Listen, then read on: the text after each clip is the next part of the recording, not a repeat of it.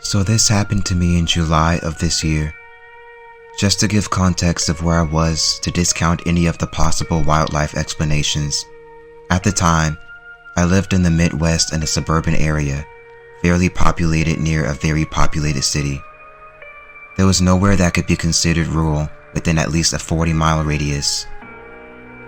So anyway, to start my experience, it was late at night and I was hanging out with my golden retriever Leo, who was just turning a year old in a couple weeks at the time. I was just watching YouTube in my room while he lay on the floor next to me.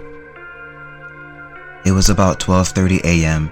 and I was ready for bed, so I had to take him out before we both went to sleep. So I got him on his leash and we went outside. My family and I lived in a large apartment complex. The apartments have quite a few rooms and their own personal garage, but still have 8 to 10 apartments per building, so the buildings are very long and slim. Behind our building is a long strip of grass that goes out about 15 feet, then a large tree line that is 20 feet deep and about 200 feet long. Leo and I go out the front around the building to the back as we don't have an exit to the back. We are on the second floor and we all have our own separate entrances. We make it to the grassy area and I walk out into the grass with him to let him do his business. I am on my phone, not paying attention really, and we stand there for a good minute. I realize it's been a good amount of time and notice Leo hasn't moved one bit. I turned off my phone, looked at him, and realized he hadn't moved from the spot we stopped at. He was looking at the other building right by the woods. He had been frozen the whole time. I pet him and he looked up at me. And when I stopped petting him, he looked straight back at the same spot. I hadn't realized he was looking at that spot that whole time until then, and I looked over to where he was looking. My eyes were not adjusted to the darkness and only could see the shadow of the building.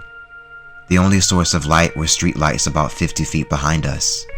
I looked back at him and quietly chuckled because I thought he had just heard a squirrel and was all perked up. It was very cute. I then looked back at my phone. Leo, in the corner of my eye, about 15 seconds later, flinched back as if he had been startled by something and started to whine. I looked over at the spot this time, now realizing he had been scared of something he saw out there. My eyes were now adjusted to the dark. I could see what he was fixated on now. In the shadow of the building, right next to the corner of the wall in front of the tree line, about 15 feet away from me, was that creature. I could only see a black outline as it was not lit up enough, but it was massive. I know how tall the building was relative to me. When it was standing right next to the building, it was about 5 feet tall. That wouldn't be very tall if it were standing upright, but this thing was on all fours. The best way I can describe how it looked is when a bulldog snarls and kind of flexes his front legs when trying to intimidate something, but was scaled up to be 5 feet tall and had more muscle. Its outline was much wider. There was no way that this was any creature in the Midwest. The only creature that is remotely close to that is a black bear, and that's way up north, nowhere near where I am in the southeastern part of my state. There are no woods areas for a bear to live in anyway, as stated earlier. Plus, the max height of a black bear on all fours can be only up to 3 feet and not very broad. This thing surpassed that by a long shot and was very broad. I jumped back in fear and was just frozen after that for a solid 30 seconds just staring at it. I then backed away slowly, keeping my eye on it the whole time. Leo then began to growl and snarl at it, and we rounded the corner.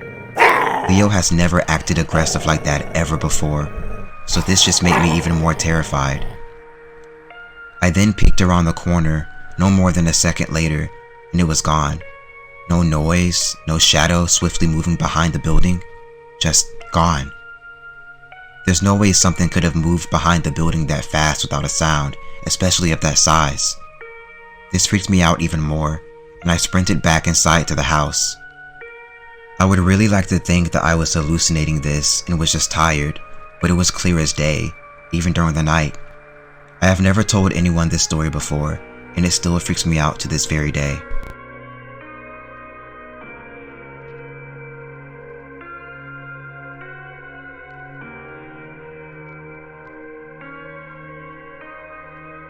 A little detail before we get into the story.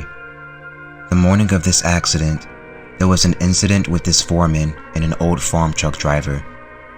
The driver pulled up to the spot to drop off the soybeans and started to unload them. The foreman ran over, started cussing and poking the old man in the chest. For perspective, the driver was about 60 years old and maybe 5'5", and the foreman was approximately 6'6", 350 pounds, an unfair advantage. Now to the story. A few years back, I worked for the agricultural department for the state I live in. I ran a hydraulic probe that was used to get samples from farm trucks that the majority of the time contained soybeans. I sit inside an RV where the controls are and where the vacuum brings the sample in to be bagged. There was a foreman that took care of the silos that held the soybeans and the equipment on the premises. The day that this happened, the probe had a clog, which happens on a regular basis, and because it technically wasn't my property, I couldn't take it apart to clear the clog.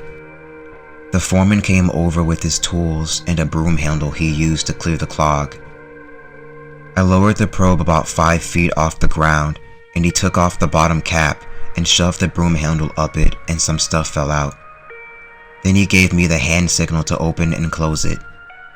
Once he begins to open, the vacuum turns on and I can't hear much. I open it. Now when it opens, there's a metal sleeve that slides to the side that reveals about 15 to 20 oval-shaped openings that are approximately 3 inches long by 1 inch wide. He was standing between the RV I was in and the probe. When I closed it, I thought I heard a scream, so I immediately opened it and he turned around and I saw blood and part of his finger hanging. It was a clean cut and it was hanging on by a little bit of skin. I never thought in a million years that I could or would ever hurt someone to that extent. My manager started to take him to the ER, but the ambulance was already waiting. After that, I learned about lockout tagout procedures, and he had the option to have it reattached, but opted out. I couldn't help but think back to the incident with him and the old man earlier. Considering he used his finger to poke the old man in the chest, I wonder if this was karma's way of getting back at him.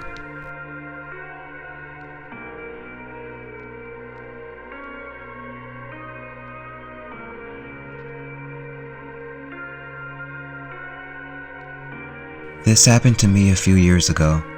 Still seems like yesterday. I was driving with my girlfriend to her parents' house to celebrate her father's birthday. Mind you, the trip from where I live to her parents' house is a 6-hour drive. We packed up some gifts and some other small stuff, and we were ready to go.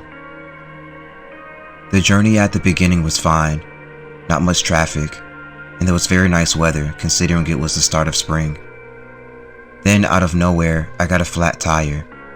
Not a problem, I'm a handy guy, and I replaced it. But it took a while, and the evening was approaching. I was driving using Google Maps. The road I was taking was new to me. My girlfriend started napping and said to wake her up when we're near. I said okay. She was working long hours the day before. The Google Maps was showing the road through woods. I had suspicion that maybe the map was not showing the right way, because from time to time, Google does that. When I reached the forest, I stumbled across a small parking lot. It was very old and it seemed nobody really used it. Patches of grass were uncut and the road to the park was full with holes. And surprise, surprise, Google changed the direction. I stopped in the parking lot. There was nobody around. I turned off the engine but left the headlights on. I was checking my phone for new directions and didn't really pay attention to what was going on around me. But suddenly, I see 3 men in front of my car, very close. They were approaching stealthily and they were coming toward my car. I turned on the engine, reversed the car, and drove as fast as I could. As I was backing away, I saw the face of one of the men. It was creepy. He had no real emotion, no anger, but his eyes said it all. He had evil intentions. My girlfriend woke up and she started asking what I was doing. I said to her that someone was chasing us. Apparently I screamed and was shaking while driving, so she knew I wasn't messing around. I didn't care where. I wanted to escape this forest ASAP. I was looking in my mirror every 10 minutes. That was the creepiest thing that's ever happened in my life. I didn't know who those men were.